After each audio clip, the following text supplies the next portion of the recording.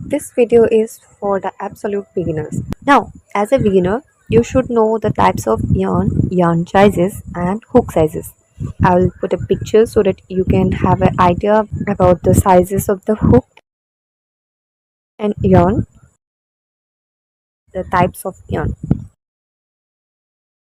So, now the most important question is what size of hook goes well with what size of yarn. Mostly you can use the same size of hook with the yarn or a little bigger hook.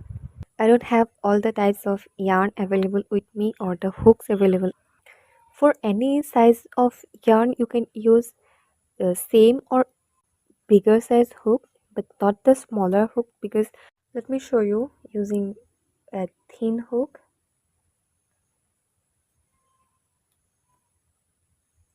See, if I use this thin hook, then the stitches will get very tighter,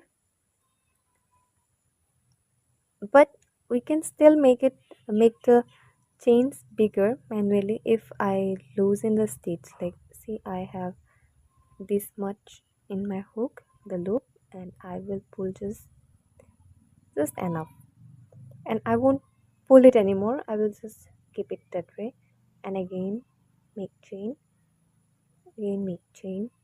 I'm not pulling it anymore. I'm just making chains.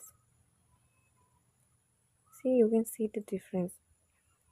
These stitches and these chains are loose enough for working, but the starting chains that you will get when you use a thin hook are these.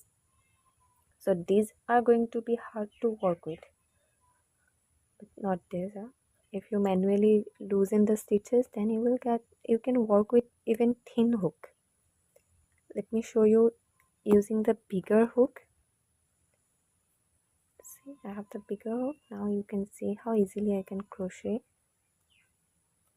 It's just right amount of size of the chain without doing any uh, hard work. Like, I don't have to adjust the sizes of the chain manually. Like, I don't have to do anything. I can just pull through the loops and I will get the perfect sizes of chains.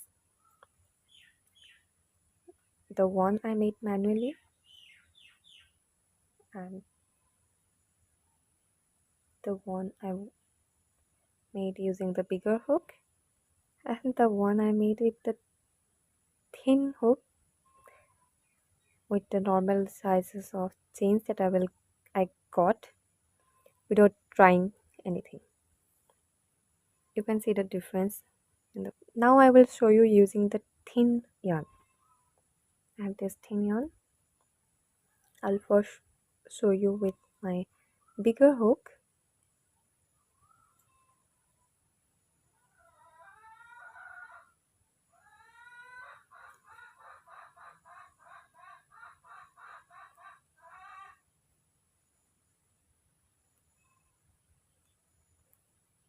See, these are the stitches I got using the bigger hook, and if I use the smaller hook, then I will get the stitches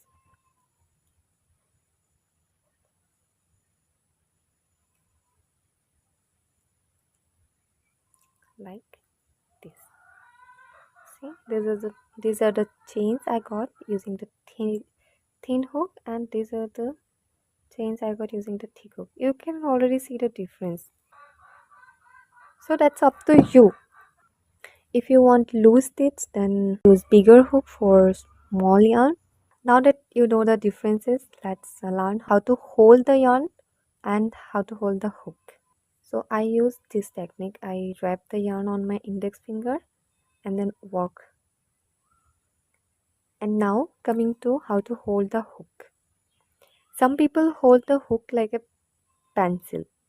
They work using this thing, like holding a pencil, but I use the knife technique.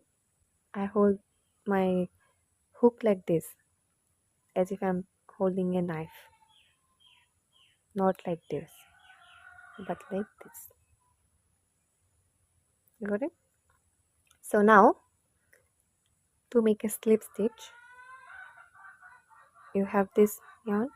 This is the working yarn that's attached with my yarn ball, and this is going to be the tail. And make a cross with the yarn, and now put the hook through that loop and pull the yarn through that loop. Now just pull your right hand with the hook. Yes, I'm using this finger to pull the yarn and tighten the stitch, and this hand with holding the hook to pull the loop and make it bigger. Now you have to hold on here, or you can hold anywhere, but holding it far will make your work harder, so hold as close as possible. Keep the hook into the loop and then put the yarn on the hook and then pull through the loop, and we got our first chain. And if we do it again, then we will get our second chain. If you see that your chain is too big, then just pull this yarn, this, not the one attached to your index finger, but the one that's attached to the chain. You see, it's got smaller. Then again make one chain, and again you can keep it as it is, or you can pull it a little bit to make it tighter.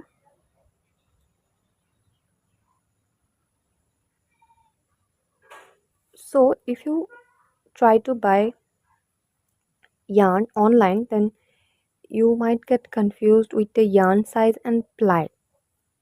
There is a difference between yarn size and ply. This is the size of the yarn, but if we twist it and see, separate the strands, then we will see there are 4. You can see 4 strands of yarn. That was twisted to make this yarn. Okay, so when they say 4-ply yarn or 3-ply yarn, that does just mean how many strands of thread were twisted, not the exact size of the yarn.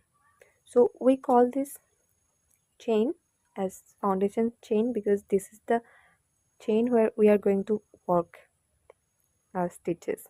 We're going to make stitches onto these chains. You can see, show you, let me do some more chains so that I can show you properly. Now you see 1, 2, 3. Okay, you see these 3 strands of yarn. Now when we work into the chain, we will put the hook into the first strand, not into this loop or this loop, but into this loop of the first.